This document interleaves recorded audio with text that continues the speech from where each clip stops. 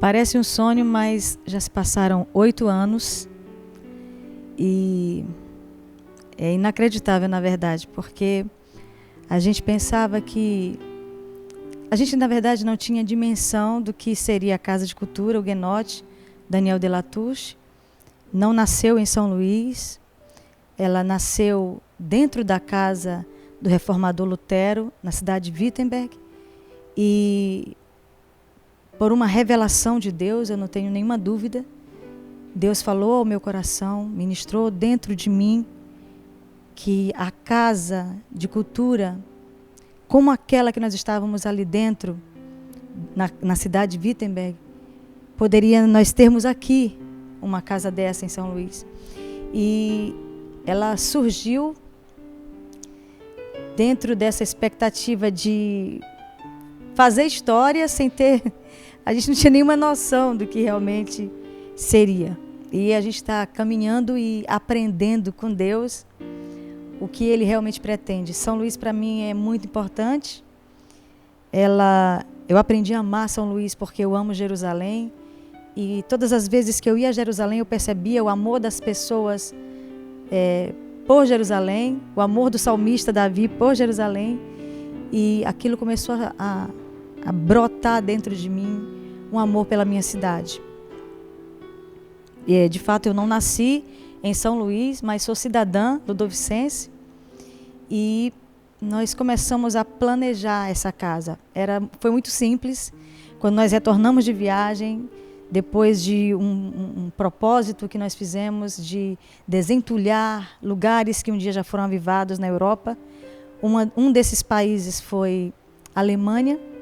Deus ministrou o nosso coração. E ao retornar, nós falamos com uma equipe de rapazes e moças da nossa igreja sobre aquilo que Deus tinha ministrado e todo mundo topou.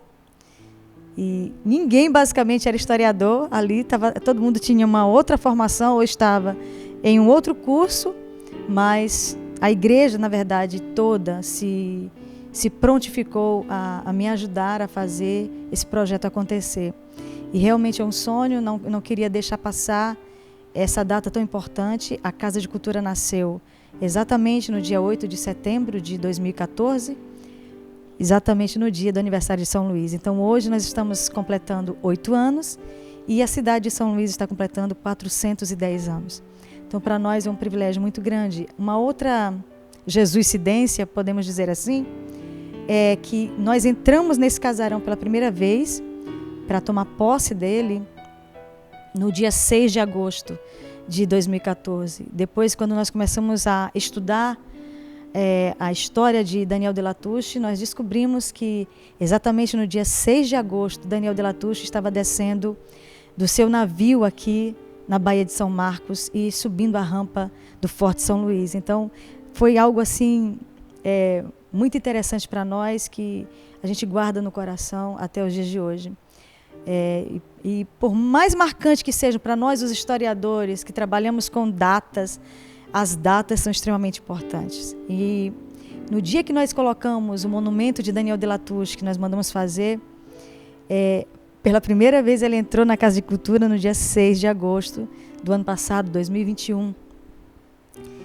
E a gente percebe que Deus fica linkando as datas, os momentos tão importantes. E aqui nós estamos, depois de 8 anos, e para falar com a gente sobre esse momento tão especial para casa, eu quero convidar alguém para falar comigo que faz parte desses 8 anos de caminhada na Casa de Cultura, que nós não imaginávamos que a música ia fazer parte de uma forma tão profunda da história da cidade de São Luís, como está fazendo nessa casa. E eu quero que vocês conheçam o nosso maestro, que há 8 anos é o nosso arranjador e é aquele que dirige os musicais da Casa de Cultura, Israel Dantas. Prazer, mais uma vez, pastor. É um prazer muito grande, Israel, nós estarmos juntos mais uma vez. Nós vamos fazer aqui uma noite de música e contar um pouco do nosso saudosismo dos 8 anos. E eu queria que tu falasse um pouco sobre esses 8 anos, o que tu sentiu, o que tu aprendeu.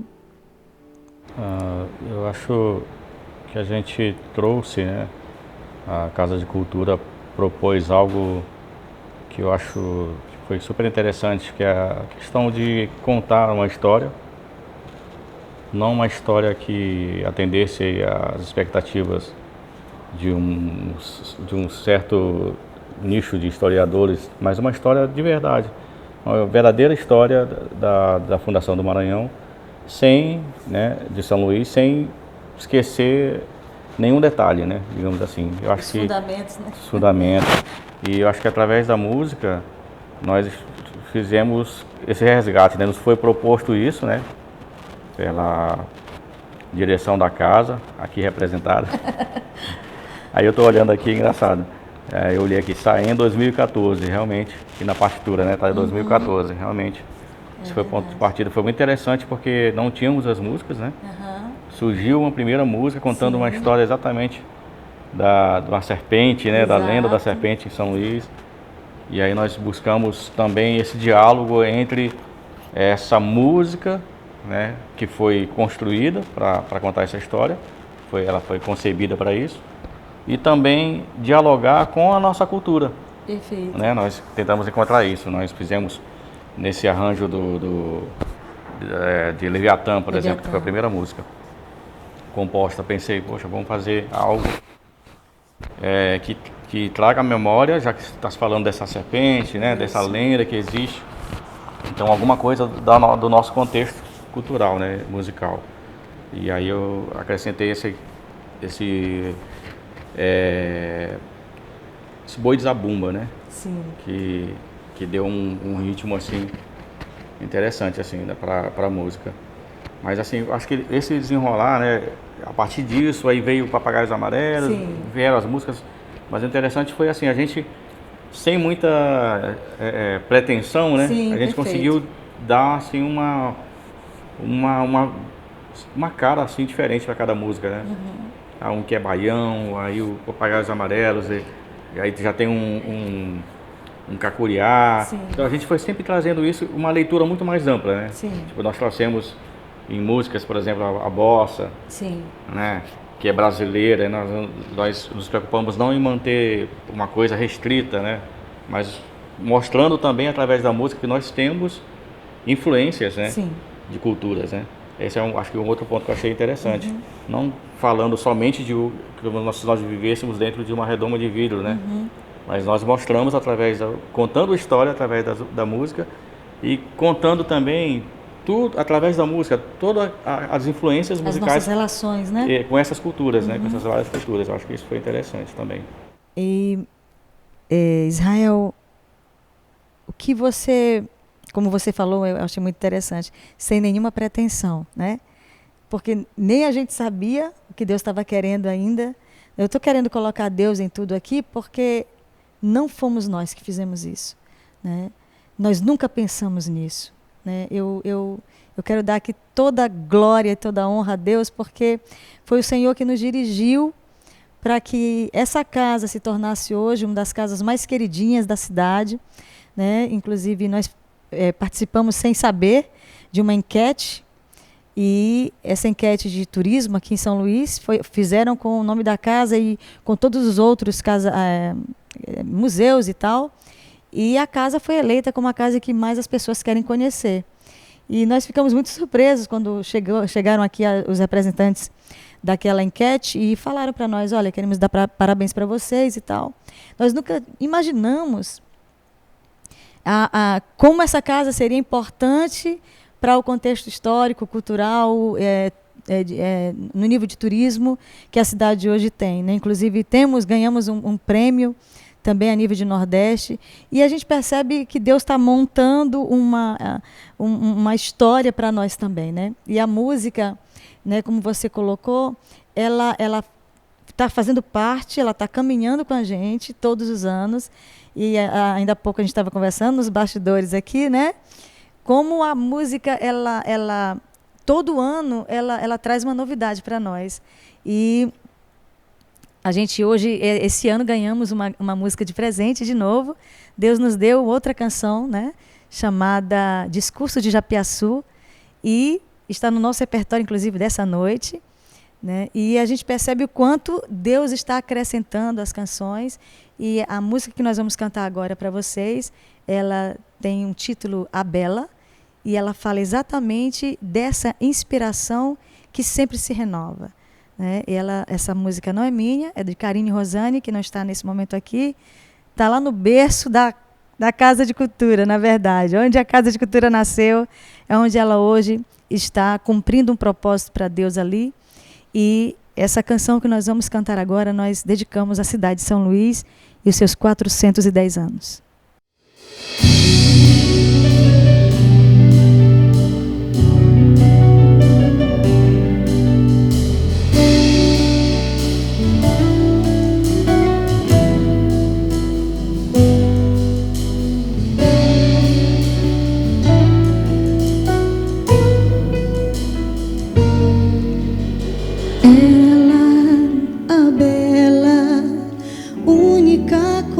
Jerusalém, São Luís, minha cidade, que só tem no Maranhão.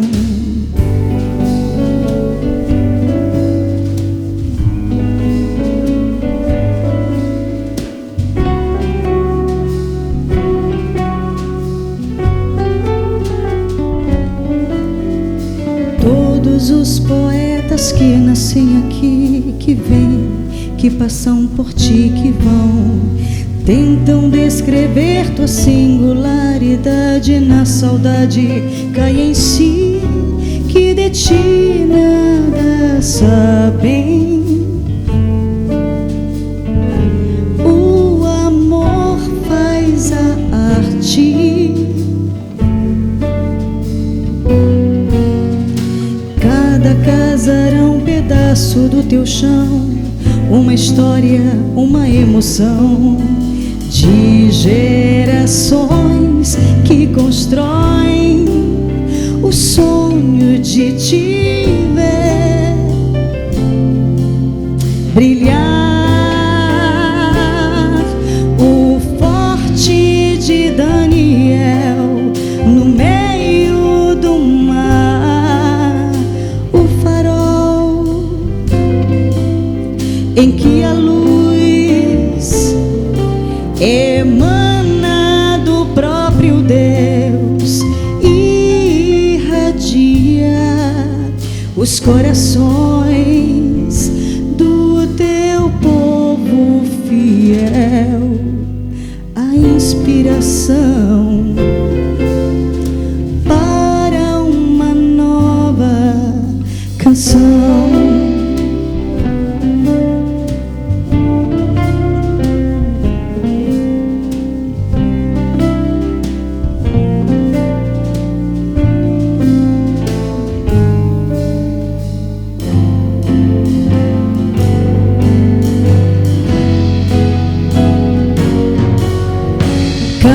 Casarão, um pedaço do teu chão, uma história, uma emoção de gerações que constroem o sonho de te ver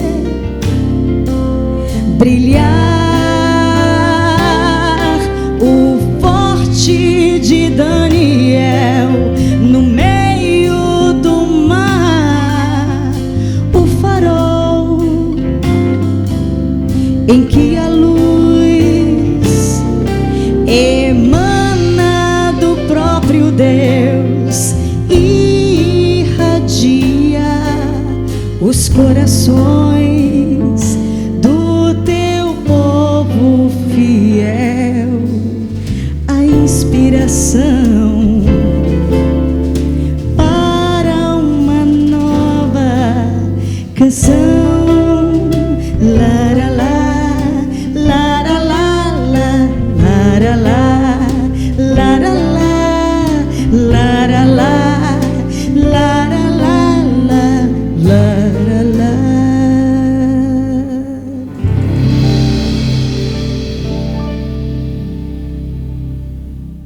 Que cidade é essa que deixa os poetas tão inspirados?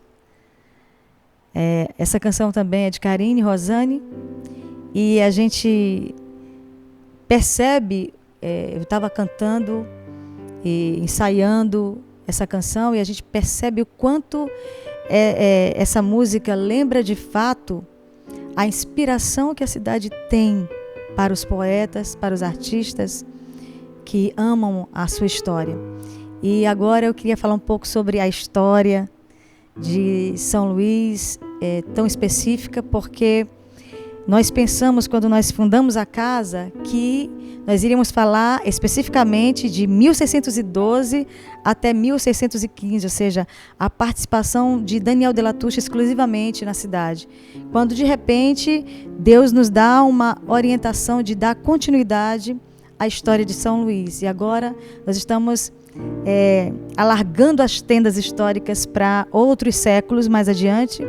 E eu queria nesse momento, convidar Armando Sodré para a gente falar um pouco sobre esse levantar de tendas mais para adiante que a Casa de Cultura está fazendo. Ele é um dos nossos pesquisadores da casa, é um dos palestrantes daqui, e ele tem trabalhado especificamente com um personagem histórico de São Luís, Manuel Beckmann.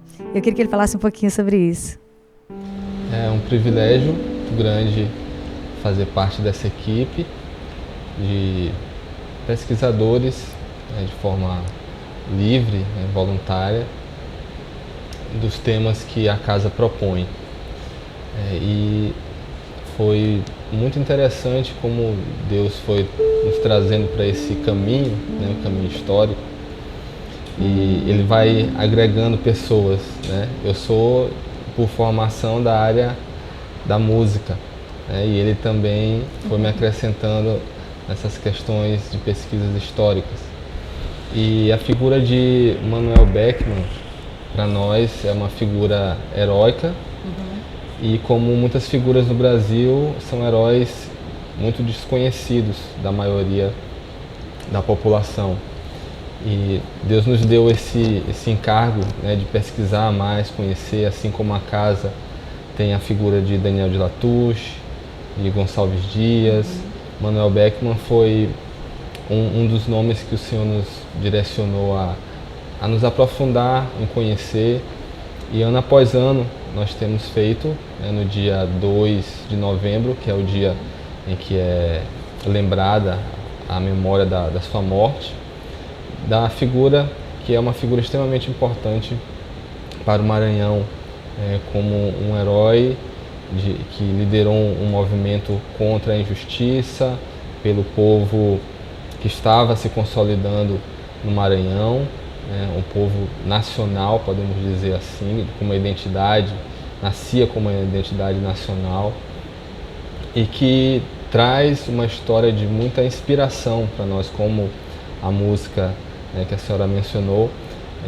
São histórias que nos inspiram e que precisam ser conhecidas, sair do nível superficial que é ensinado nas escolas, e ser conhecida de forma mais profunda, ser ensinada para que as próximas gerações conheçam quanta memória histórica e quantos valores, os nossos fundadores, vamos dizer assim, nossos pais fundadores do Maranhão e do Brasil têm para nos ensinar.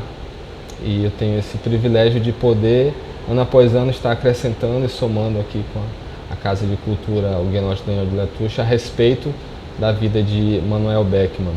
E eu creio que esse alargar, como a senhora mencionou no início, esse alargar de entendimento a respeito de figuras tão importantes para nós, isso tem sido um diferencial nessa casa.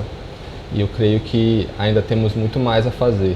Amém. Eu fico muito feliz porque, como tu falou, a tua área é música, formado, por formação, e de repente tu te encontrou envolvido também nessa área histórica de pesquisa. Como a casa ela é voluntária, todo mundo que trabalha aqui é voluntário, você vai se descobrindo dentro da casa, né? E essa foi assim que o Armando se descobriu. E, Armando, como tu vê a Casa de Cultura hoje, depois de 8 anos de vida? Bom, eu vejo como um grande espaço de crescimento, tanto para o seu conhecimento, né, quanto para aquilo que você pode fazer, aquilo que você pode se dispor a fazer em prol da sua cidade, da sua história, do seu país. A oportunidade de fazer parte do musical junto com Israel e todos esses anos aprendendo, né, esse musical para nós, todos os músicos da equipe, é uma grande escola. Aprender a respeito de arranjos com essa linguagem mais regional, que também não era, né, a minha formação musical, vamos dizer assim. Sim. Então, o meu primeiro ponto que eu posso acrescentar é esse. Né? Eu vejo como uma possibilidade de ampliar muito aquilo que você já conhece. O exemplo da música que a senhora falou, que cidade é essa? Eu, como professor de música, eu tenho essa música como um exemplo para ensinar várias coisas, né? Meus alunos na universidade, eu já utilizei como ferramenta essa música para várias disciplinas. Uau. Certo? Então, isso é uma possibilidade, né? Como isso é rico, como isso é legítimo, né? Eu não preciso necessariamente de uma música, um exemplo que está distante de mim. Eu posso ter, com muita riqueza, né, de conteúdo, algo que está próximo, algo que faz parte do nosso cotidiano, que fala da nossa história, que fala da nossa cidade, que faz parte do nosso musical. Né? Então, nesse ponto, falando da minha área específica, todos nós tivemos um crescimento e somou muito com a gente tudo aquilo que foi trabalhado no musical. E o musical é algo que ele se amplia, né, ano após ano. Todos os anos tem algo novo, né, tem uma música nova, ou tem um arranjo novo. Então, a casa tem esse toque de Deus, né, de fazer você enxergar coisas novas, ir para áreas novas da sua vida e poder, né, abençoar a sua cidade. E Israel, né? Ouvindo isso do teu colega, teu irmão em Cristo, e assim, ele falando sobre as músicas e tudo, e a importância da música histórica, né, que nós estávamos falando também ainda há pouco, né, como a música ela pode trazer uma influência de conhecimento, né, já que, por exemplo, eu não curto os livros, né, por exemplo, né, alguém pode dizer, eu não gosto de ler, mas ele ouve músicas, e essas músicas que a gente está cantando aqui, ela conta a história da cidade, conta a história dos nossos heróis, né, dos fundadores, dos pioneiros. Na verdade, eu nem sabia que eles tinham esse nome, né, nomenclatura, mas depois de 1615, eles ficaram como pioneiros, né, os pioneiros que fundaram um novo momento, novo período, na verdade, da Península Ibérica, dos portugueses aqui. Então, eles têm esse tema que nós conhecemos muito pouco. É o que a canção fala sobre isso, né? Aquele que pensa que conhece a cidade, os poetas são desafiados, os escritores são desafiados a conhecer a história de São Luís, né? É muito, muito interessante. E para ti, como arranjador, né? Como flui isso, né? O que passa pela tua cabeça quando... E eu queria até falar um pouquinho sobre a raiz que você tem de sangue, né? Acho que de todos nós aqui, o sangue mais legítimo aqui de maranhense é o teu, que é tupi, né? Tem o sangue tupi, né? Então, como você imagina essa ligação das raízes musicais que tu tem dentro de ti. Tu acha que isso tem a ver? Deus te escolheu? Como é que é isso? É interessante, assim, a gente está falando aqui de histórias, né? Uhum. Cantando histórias e pensando na música como um elemento, né, didático, né? Perfeito, assim. Sim. A música ela tem esse elemento, acho que Lutero viu isso, né? Uhum. Visualizou isso com o Johann Sebastian Bach. Sim. Né? E a casa ela está cumprindo esse papel também de contar a história através da música, né? Esse papel didático da música para a gente. O que surgiu, o que aconteceu com a gente foi mais ou menos isso, né? Acho que a gente foi pensando a música e quando começava, quer cantar essa música, que cidade é essa? A gente já começava cantando, né? Que cidade é essa? E a gente ia desenvolvendo e é engraçado, uma vez a senhora até comentou isso. Eu falei assim, olha, isso que está acontecendo é uma coisa de Deus na tua vida e tal. E realmente, eu creio nisso. Deus usa o que a gente tem, o que Ele nos proporcionou de bagagem, né? Para dizer assim, agora eu quero que você use nisso aqui, né?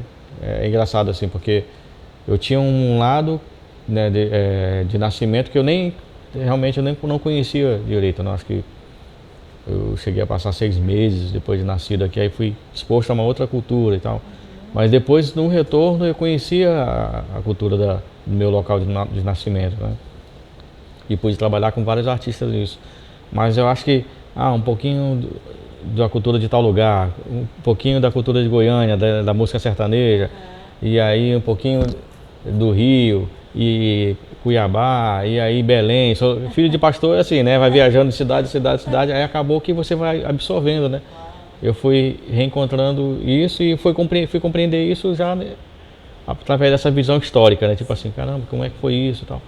E isso aflorou, né? Tipo, para o musical, né? Uma coisa que eu sempre gosto de trabalhar, assim, e de ver o musical, porque o musical você não tem digamos que um compromisso com a vendagem, sim, né? Você não precisa, não é um produto. Exato. Você vai expressar algo, sim, que é muito mais valioso do que qualquer produto, né? Vai expressar arte, você vai cantar a sua história, você vai contar a sua história através da música, você vai resgatar uma história que antes estava anulada, né? Ou escondida. Então eu acho que é um tesouro, né? As músicas foram surgindo como um tesouro, né? Elas surgiram ali, foram sendo descobertas e Deus foi permitindo que a gente fosse trabalhando, né? E foi assim, todo mundo, acho que a gente chegou a fazer, 2 ensaios, né? Foi tão incrível assim que esse musical que foi gravado em 2014, né? Sim. Acho que o primeiro registro em teatro, né? Foi 2014 teatro. E foi assim, cada um, né, dos voluntários, né, todos os músicos, a equipe da casa, foi todo mundo ali quando quem assiste, né, que eu já compartilhei com alguns amigos, eles acham que ali era meses de preparação. É verdade. Não sabendo que foram 2 dias de ensaio, a gente passou ali no teatro. Mas graças a Deus, assim, eu acho que é uma prova de que quando a gente se entrega de fato, assim, a algo que possui um valor inestimável, sim, né? Questão histórica, a arte em si, né? Sim, a arte em si. Acho que é como se Deus ali, como não, né? Acho que é isso mesmo, Deus ele honra, né? Uhum. Vocês estão fazendo isso sem fins lucrativos, né? Sem pretensão de se lançar ou de aparecer algo, né? No contexto, sabe, astronômico, digamos assim, mas simplesmente artístico, né? Artístico, mas em toda a sua grandeza do que é a arte de fato, né? Porque a gente, sem falar que nós estamos tendo o desafio de implantar uma ideia, uma ideia de uma musicalidade que, mesmo sendo nossa, brasileira, mas ela não é louvada, né? Por exemplo, na nossa cultura cristã, por exemplo, como tu colocou no início, né? Mesmo não fazendo parte do nosso contexto cristão, ali alguns ritmos culturais brasileiros, mas tu teve essa possibilidade de encaixar dentro das nossas composições. E eu estou falando de um ritmo, mas de um estilo, mas tem muitos estilos que Israel se colocou, se desafiou a trazer para nós e tem enriquecido os nossos musicais. Nós vamos agora mostrar para vocês a canção que nós falamos tanto, Que cidade é essa?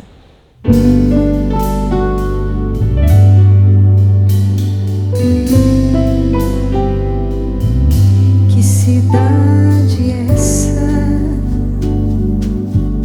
Que é o cenário do encontro do adorador com o único Deus.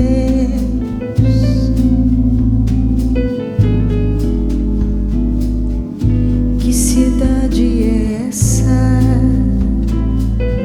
Que é a inspiração do poeta, apaixonado pelo belo, pela arte em si.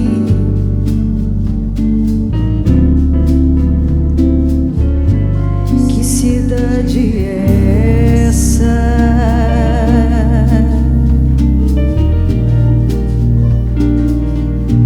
Que cidade é essa?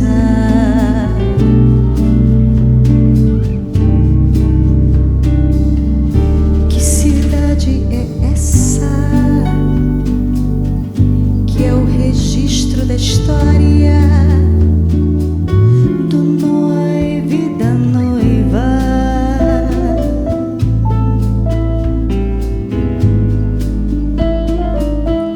Que cidade é essa?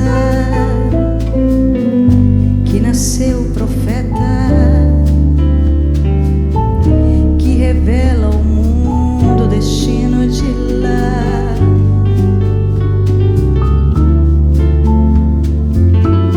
Que cidade é essa?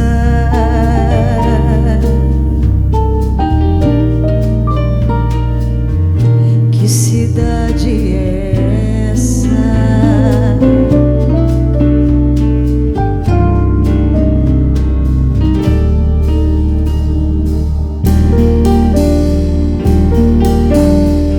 É o Éden do Tupinambá,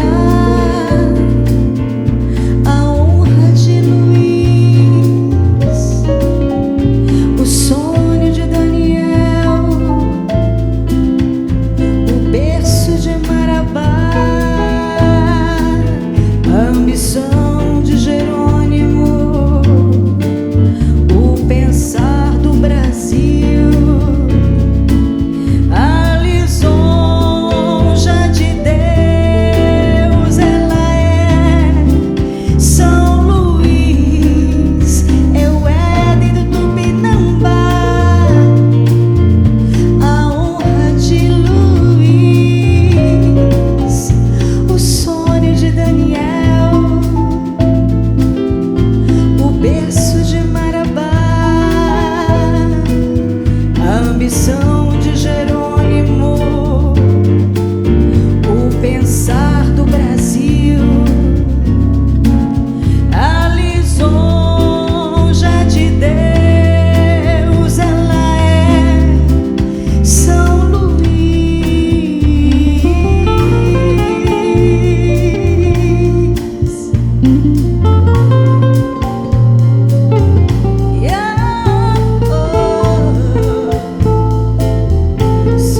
Luís.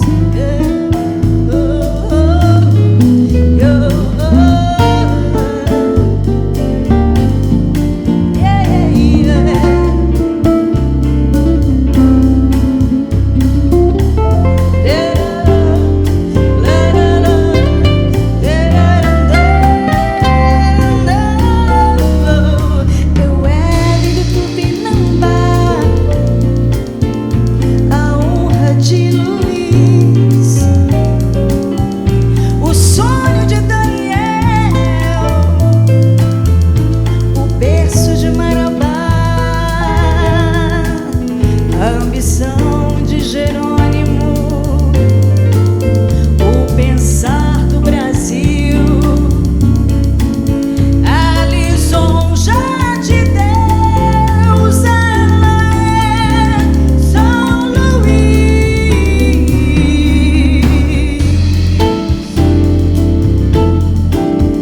São Luís, 410 anos. São Luís.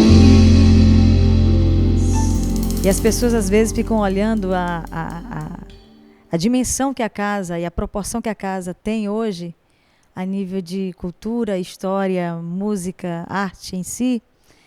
E as pessoas perguntam, deve ser um projeto caríssimo.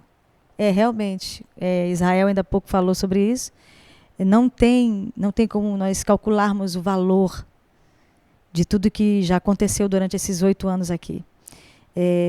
A gente sabe que a maior riqueza que a casa tem são as pessoas, e como essas pessoas elas geraram uma história que a casa construiu durante esses 8 anos tão singular, né? E eu queria nesse momento apresentar para vocês um dos que hoje está representando a nossa equipe de voluntários, guia, inclusive ele é bilíngue aqui na casa, ele é o nosso guia de inglês, às vezes até de francês, e ele faz parte do nosso corpo de voluntários. Eu queria apresentar para vocês o Rodolfo Tavares, um dos nossos guias aqui. Tudo bem, Rodolfo? Tudo bem. Prazer estar aqui na sua casa, né? Tu tá mais nessa casa do que eu, né?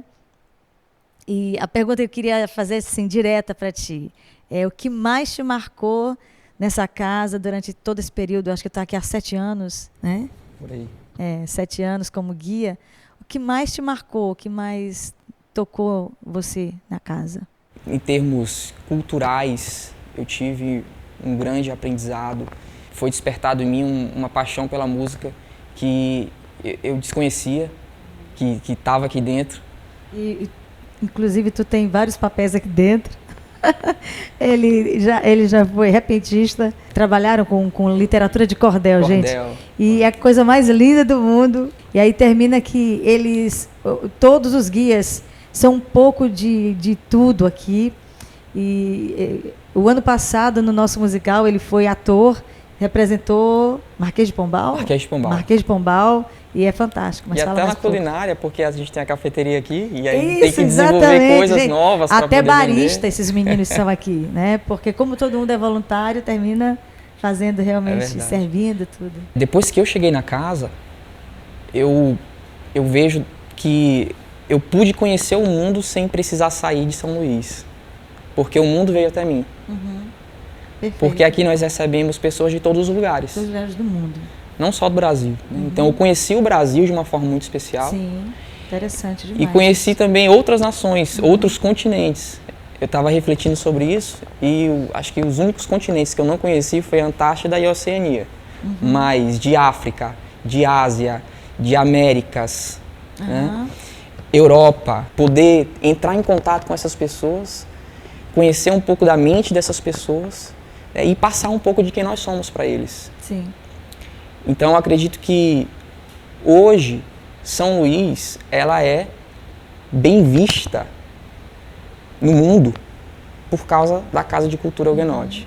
Nessa perspectiva, dessas pessoas que vieram até aqui e tiveram a oportunidade de sair e contar da experiência que tiveram para outras pessoas. Né? Isso é tão fantástico, Rodolfo, que a gente que estuda história, um dos pontos principais, né, de museologia social é exatamente quando os museólogos e aqueles que são guias dentro de museus geram expectativas fascinantes naqueles que estão sendo guiados. Por exemplo, que é uma palavra até que não se cabe, né? Ninguém quer mais usar essa palavra de guia, porque, na verdade, aquela pessoa que entra no museu, ele deve não mais ser guiado, mas ele deve se descobrir dentro do museu.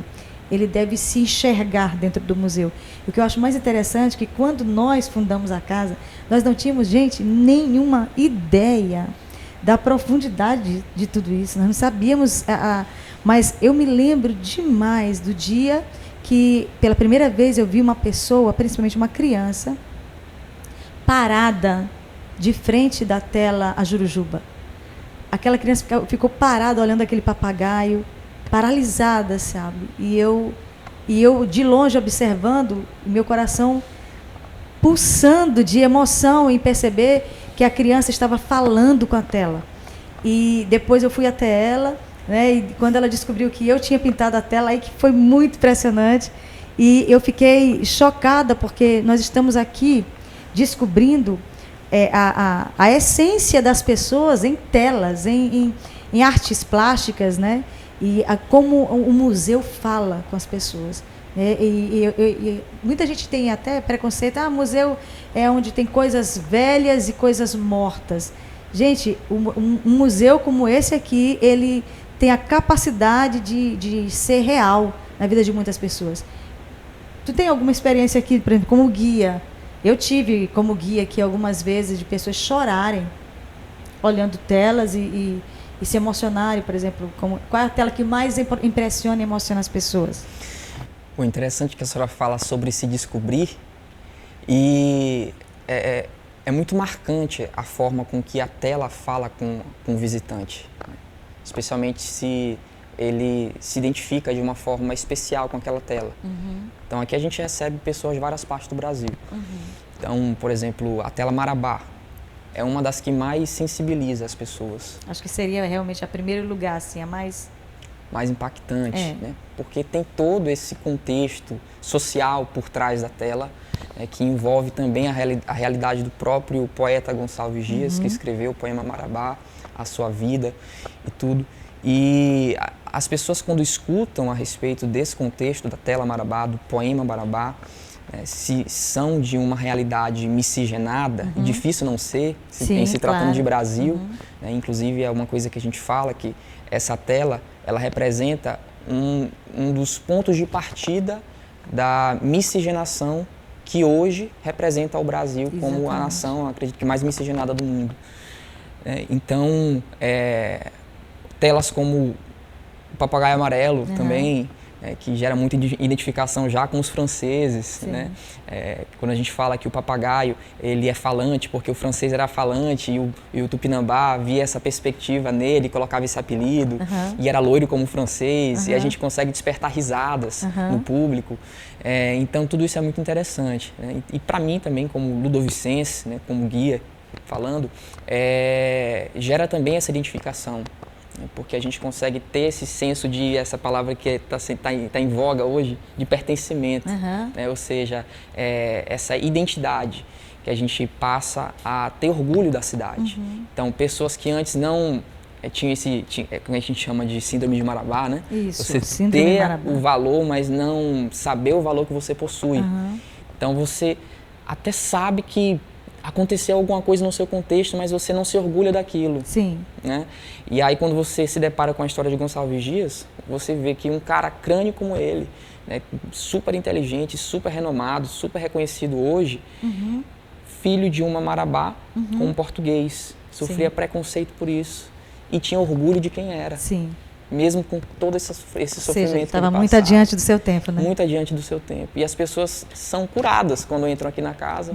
Lindo isso é verdade. Quando conhecem, se deparam com essa história, né? E passam aí, em vez de ter vergonha, passam a ter orgulho de quem são. Nós não colocamos a música Maíra esse ano, né? Mas nós vamos apresentar para vocês uma canção muito linda, que é, na verdade, a primeira música que nós fizemos, inspirados aqui em relação à história de São Luís, que para nós ela traz muita alegria, vocês vão perceber como ela pulsa o nosso coração. Qual é ela, maestra? Leviatã morreu. Morreu mesmo. Vamos lá?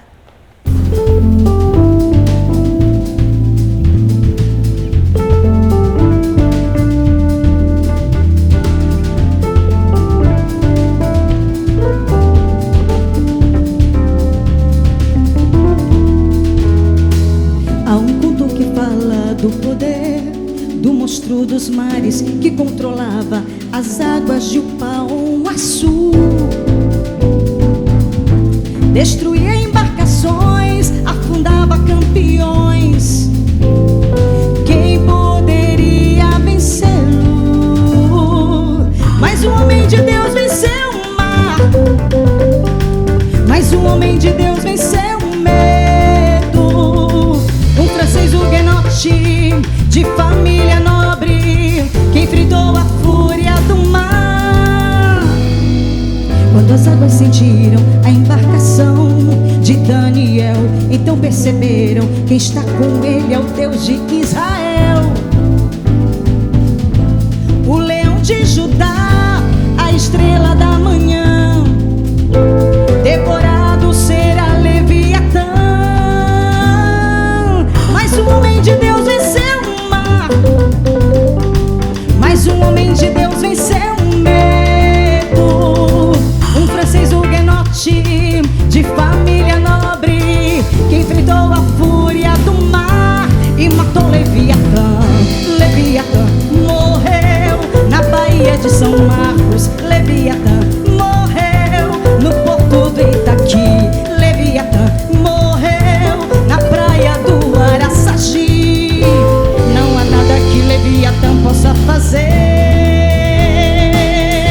Leviatã morreu na Baía de São Marcos. Leviatã morreu no porto do Itaqui. Leviatã morreu na praia do Araçagi. Não há nada que Leviatã possa fazer. Não há nada que Leviatã possa fazer.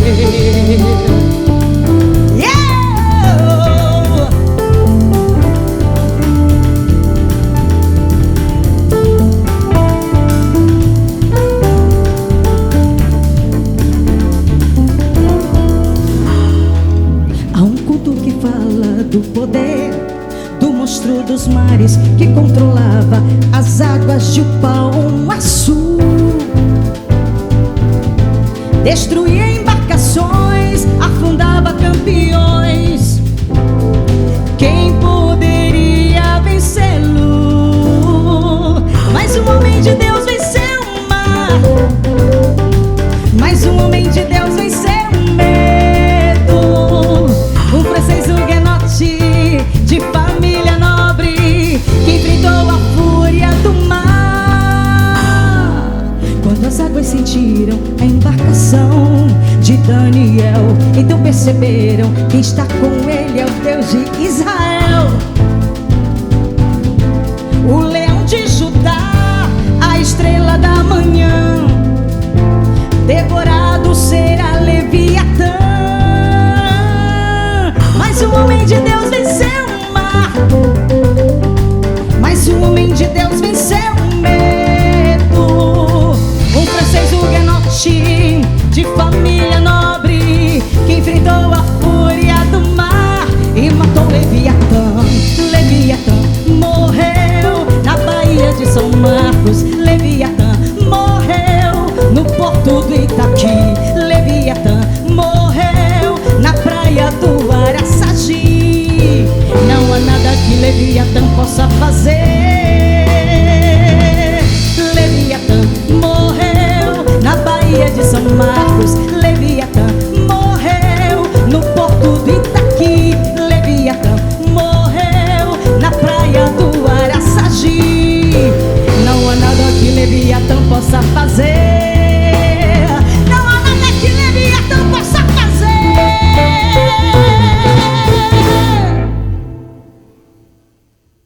A Casa de Cultura Huguenote Daniel de Latouche é um projeto totalmente voluntário. Em todas as áreas aqui, nós temos pessoas que trabalham de forma voluntária e servem a cidade. E também, ela também tem um corpo administrativo. E eu queria apresentar para vocês a pessoa responsável pela Casa de Cultura nesse momento, uma pessoa jovem, mas que tem muita responsabilidade. E é com muito prazer que eu quero apresentar para vocês a minha querida Sabrina. Ela é a diretora da Casa de Cultura e é um prazer tê-la aqui conosco nessa noite. Tudo bem, Sabrina? Tudo bom. Sabrina, vamos falar um pouquinho sobre como a casa se trabalha, né? Então, ela abre de segunda a sábado? De segunda a sábado. Atualmente, nós estamos funcionando no turno vespertino, todos os dias, das 14 às 18 horas. E no sábado também funciona pela manhã, das 9 ao meio-dia. Ela não abre pela manhã por quê? Ela já abriu por muitos anos, né? Nesses 8 anos de trabalho, ela abria constantemente pela manhã e à tarde. Hoje em dia é uma questão de demanda de voluntários, de pessoas disponíveis para manter as portas abertas, que é o que está faltando no momento.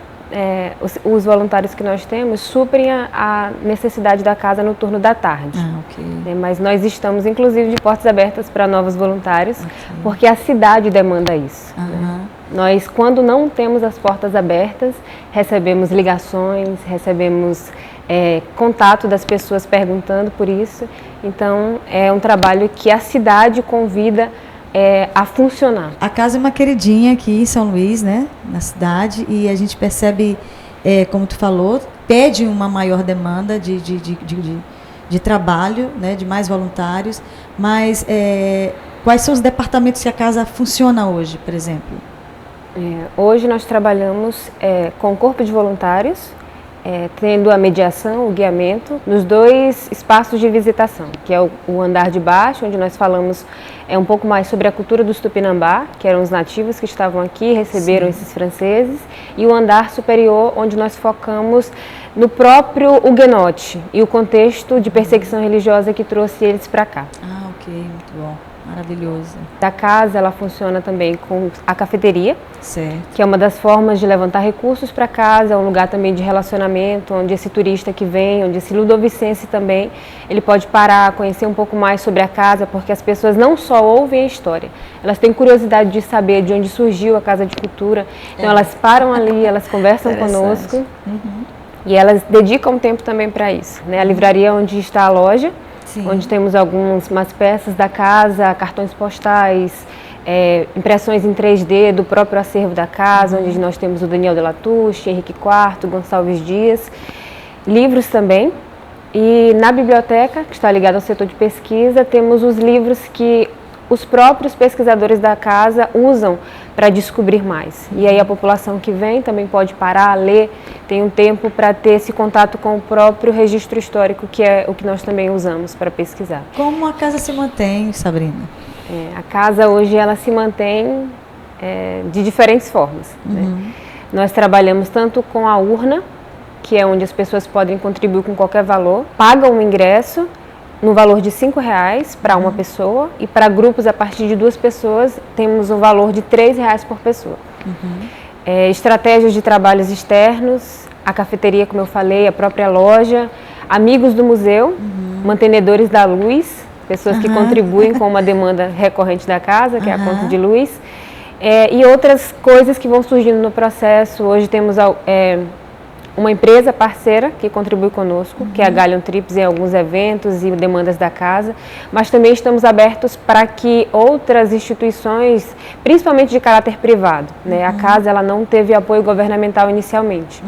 E hoje isso dá para a gente liberdade de trabalho, né? Considerando as linhas de pesquisas que tratamos, que muitas vezes não são tão interessantes para algumas questões ideológicas, né? Políticas, mas instituições privadas que apoiem aquilo que a casa propõe. Nós estamos abertos para que essas empresas que se interessem possam investir na casa também. O que é o huguenote? O huguenote é um termo histórico que ficou conhecido, nós não sabemos se a origem é francesa, suíça, por causa desse contexto de perseguição que espalhou as pessoas na Europa, mas basicamente é um termo associado a esses franceses que estudavam as escrituras secretamente, né, perseguidos religiosos, e que vêm para cá, para o Brasil, encontrar refúgio. E encontram aqui nos Tupinambás uma oportunidade de relacionamento e tentam fazer daqui um lugar para morar, para viver. Então, quando a gente fala huguenote, a gente está falando de protestante francês, né? Exato. Então, durante esse tempo, né, de fundação da casa, a casa está completando 8 aninhos, né? E São Luís, 410 anos. Qual é a agenda cultural que a casa tem? Bom, é uma agenda intensa, né? Ela é uma agenda que supre algumas demandas, tanto institucionais, por exemplo, do governo federal. Existem 2 propostas a nível museológico, que é a Semana Nacional dos Museus e a Primavera dos Museus.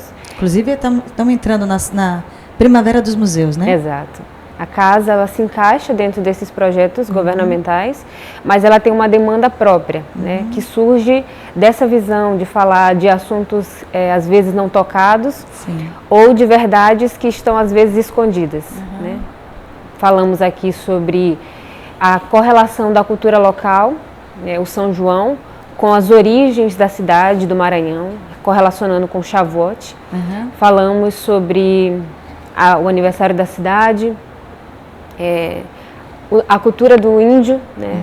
Seja através de palestra, através de musicais, rodas de conversa. Falamos sobre Gonçalves Dias, os poetas brasileiros, os poetas maranhenses. Comemoramos o Dia da Bíblia, que está relacionado à história desses huguenotes com a nossa cidade. E de São Luís, né? Exato. A Bíblia, por acaso, ela foi escrita em português pela primeira vez no Brasil, na cidade linda, santa, brasileira de São Luís.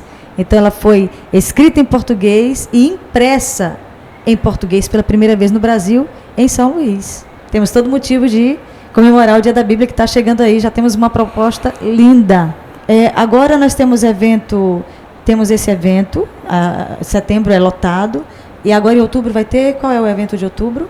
Em outubro nós focamos bastante na Reforma Protestante. Dia 31, Exato. Temos aqui as comemorações da Reforma. Novembro? Manuel Beckmann. E dezembro? Dia da Bíblia. O Dia da Bíblia. Então, temos muitos eventos até dezembro. E, pelo jeito, todo mês temos grandes eventos aqui. Então, você que não conhece a casa e quer conhecer, venha, se aproxime, entre, seja bem-vindo. Esteja conosco de segunda a sábado, todas as tardes, a partir das 14 horas. Nós ficamos localizados num casarão histórico, aqui no Centro Histórico de São Luís, número 128, na Rua de Djalma Dutra, próximo ao Mercado das Tulhas e ao Palácio dos Leões, onde é a sede do governo do nosso estado. Sim, muito bom.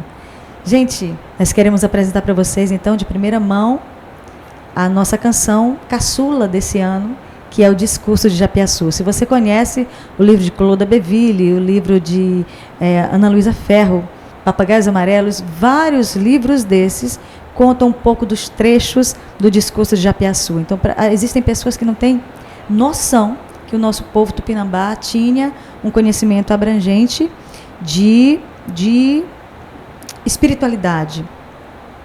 E o Discurso de Japiaçu deixa claro para nós que eles eram monoteístas e que eles tinham um conhecimento, posso dizer, bíblico, já que a gente pode comparar, porque é um povo milenar, o nosso povo, e muitas pautas que a Bíblia se refere, os tupinambá também tinham conhecimento. Isso eu estou falando aqui, gente, de 1000 a.C. e etc., como alguns historiadores falam. E se você quiser conhecer um pouco mais sobre a história dos tupinambá, venha à Casa de Cultura, o Huguenote Daniel de Latouche, e seja bem-vindo.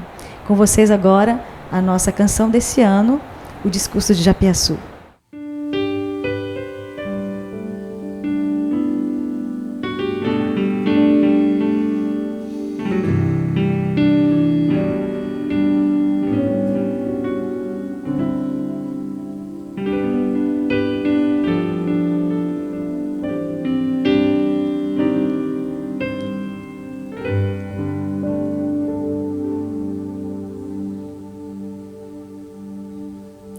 O que sei de Deus, Adonai Tupã, Criador do mundo e que é tão bom, que nos deu a alma, ela é imortal. Acredito sim em Deus, Ele é único, sobre todos é Tupã.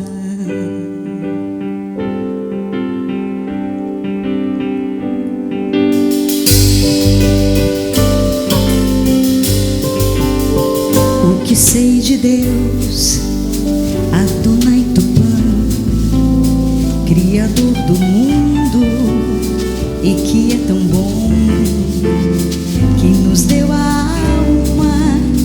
ela é imortal. Acredito sim em Deus, Ele é único, Tupã. O que sei de Deus, que enviou o dilúvio para matar os maus e limpar a terra, deixando um bom pai e uma boa mãe, de quem descendemos. Ele é único, sobre todos é Tupã. O que sei de Deus, que enviou profetas para instruir-nos na sua santa lei. Nós os desprezamos e subiram ao céu, deixando na terra pés gravados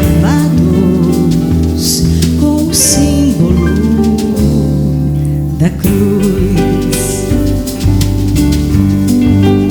E por desprezar sua palavra, Peros invadiram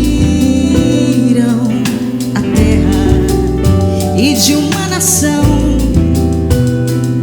poderosa nos tornou pequenos, reduzidos, perdendo a grandeza da nação Tupi.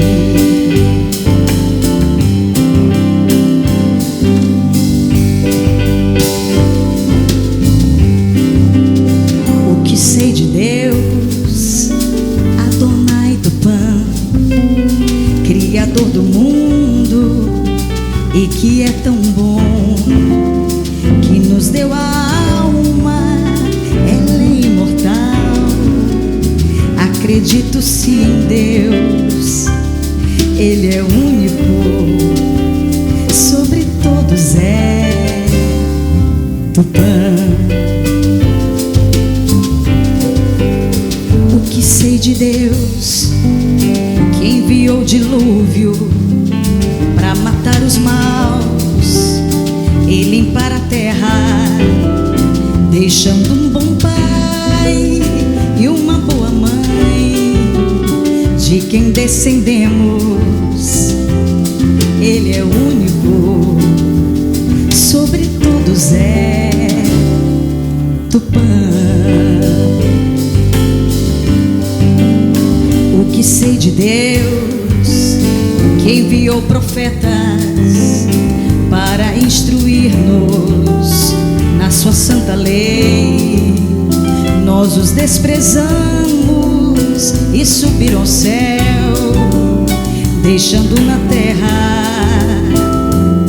pés gravados com o símbolo da cruz.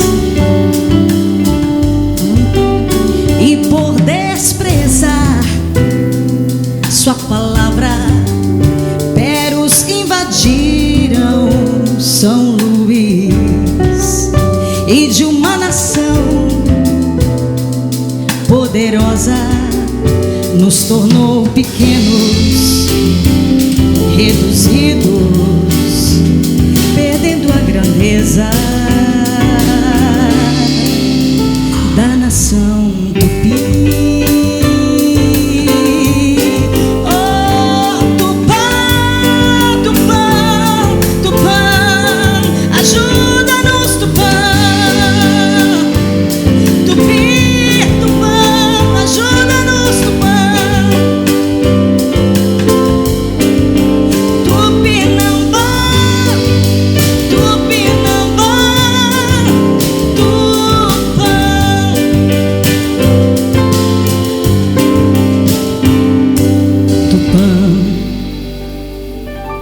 E para encerrar esse momento tão especial de 410 anos da cidade de São Luís e 8 anos da Casa de Cultura Huguenote Daniel de Latouche, ano 2022, gente, eu quero agradecer de coração, em primeiro lugar, a nossa equipe de músicos que está conosco aqui. Muito obrigada. Venham aqui para nós encerrarmos esse momento especial. E eu quero também chamar aqui a nossa diretora, que quero chamar o representante dos guias da Casa de Cultura que está conosco, nosso maestro Israel Dantas, que está conosco aqui também. Encerrando esse momento tão especial, quero convidar também a Galion Produções, que também faz parte dessa casa e trabalha conosco aqui. Podemos mandar um parabéns para a cidade? Parabéns, gente. Parabéns, São Luís. Que Deus abençoe. E agora, para encerrar, nós vamos cantar uma das canções históricas do cantor cristão, uma música de 1873. Você fica até o fim com a gente. Deus abençoe. E até a próxima.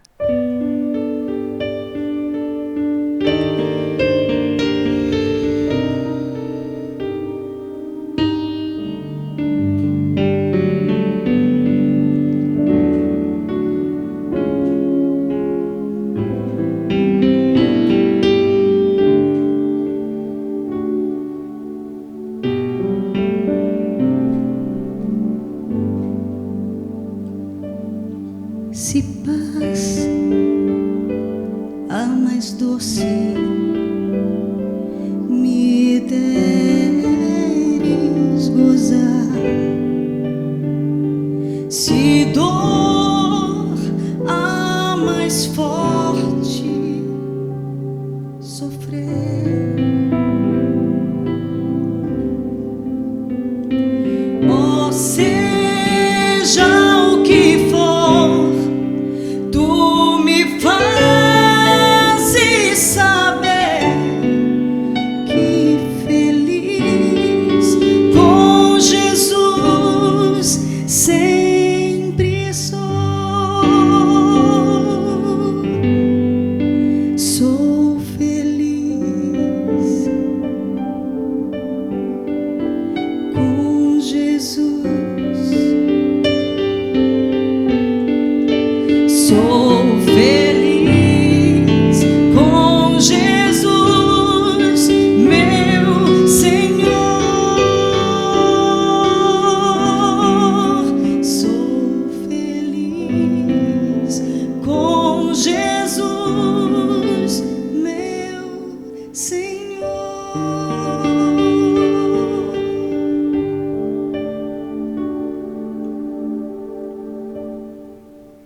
Embora me assalte cruel Satanás e ataque com vis tentações, oh, certo eu estou, apesar de aflições, que feliz eu serei com Jesus. Sou feliz com Jesus. Sou feliz com Jesus, meu Senhor. Sou feliz com Jesus, meu Senhor.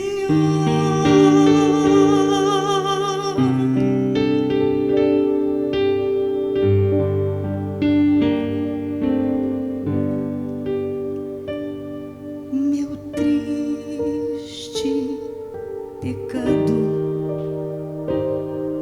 por meu Salvador foi pago de um modo cabal.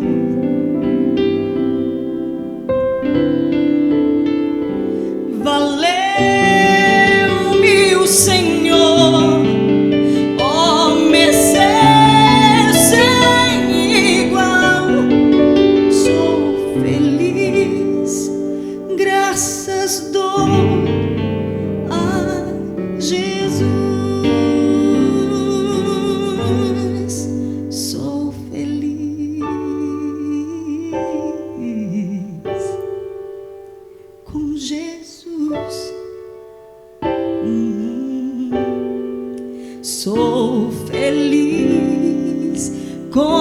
Jesus, meu Senhor.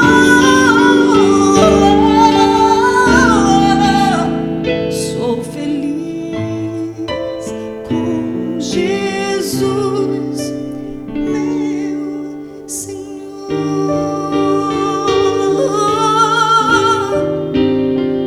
Meu Senhor,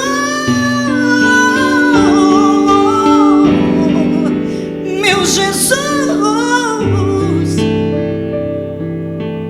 sou feliz contigo, meu Senhor. Sou feliz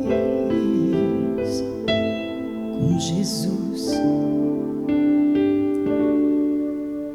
meu Senhor.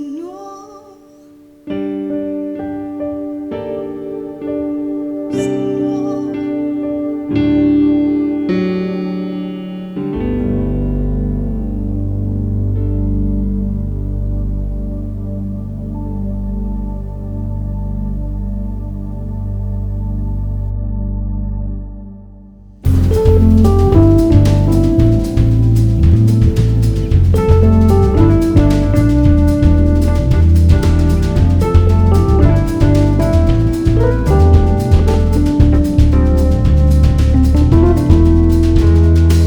Há um conto que fala do poder do monstro dos mares que controlava as águas de Pão-Açu.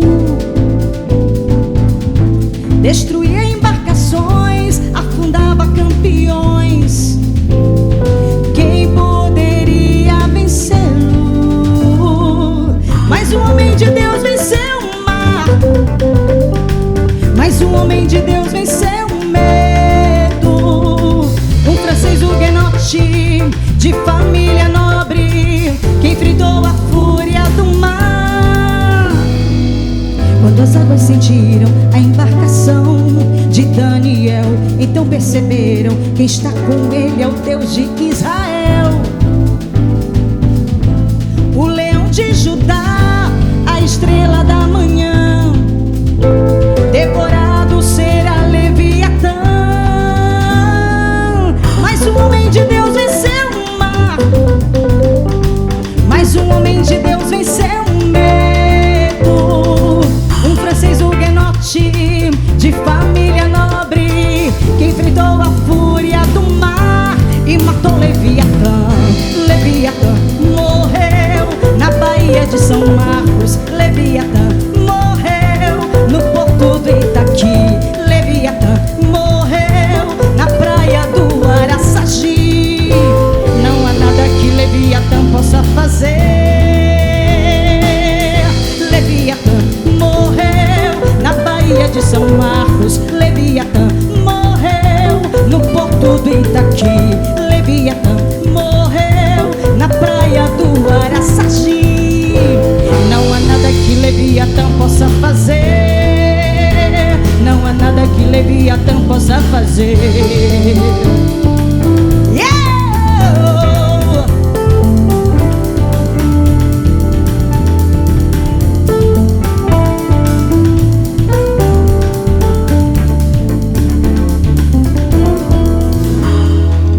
Há um conto que fala do poder do monstro dos mares que controlava as águas de Pão-Açu.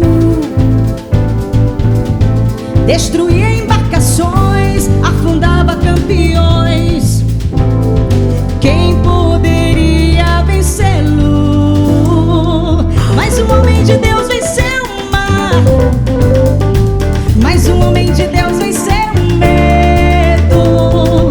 Um francês huguenote de família nobre que enfrentou a fúria do mar. Quando as águas sentiram a embarcação de Daniel, então perceberam: quem está com ele é o Deus de Israel. O leão de Judá, a estrela da manhã, devorado será Levi.